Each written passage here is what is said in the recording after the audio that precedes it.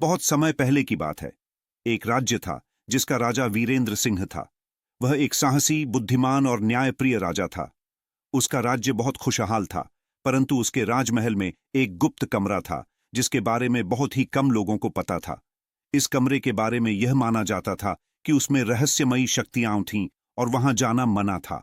राजा वीरेंद्र सिंह हर अमावस्या की रात उस कमरे में अकेले जाते और अगली सुबह वापस आते। किसी को नहीं पता था कि राजा उस कमरे में क्या करते थे। महल के लोग यह जानते थे कि राजा की आंखों में कुछ रहस्य भरा हुआ है, लेकिन किसी की हिम्मत नहीं होती थी उनसे पूछने की। एक दिन महल के नए सैनिक अर्जुन को इस कमरे के बारे में पता चला। अर्जुन एक जिज्ञासु और साहसी योद्धा था और वह इस रहस्य का पता लगाने की ठान चुका था।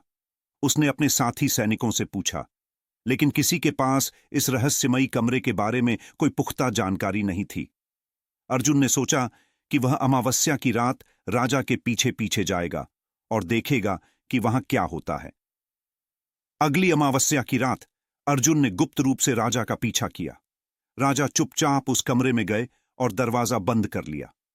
अर्जुन दरवाजे के पास छिपकर इंतजार करने लगा। अचानक कमरे से अजीबोगरीब आवाजें आने लगीं, कभी रोने की, कभी हंसने की, कभी किसी अज्ञात भाषा में बुदबुदाने की। अर्जुन की धड़कनें तेज हो गईं, लेकिन उसने अपने डर पर काबू रखा।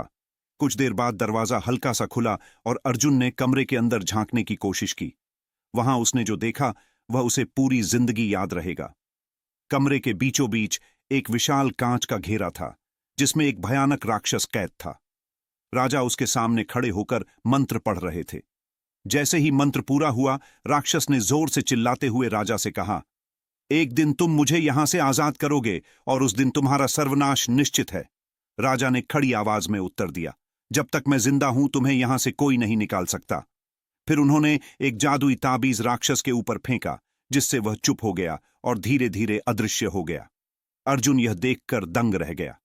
वह समझ गया कि राजा वीरेंद्र सिंह हर अमावस्या को इस राक्षस पर काबू पाने के लिए वहां जाते हैं, ताकि वह राज्य को बर्बाद न कर सके।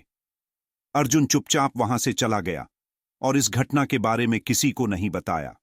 अर्जुन ने वह रहस्य जान लिया था, लेकिन राजा की वीरता और उनके त्याग को देखकर उसने यह निश्चय किया कि वह हमेशा उनके साथ रहेगा और इस रहस्य को अपना जीवन देकर भी सुरक्षित रखेगा।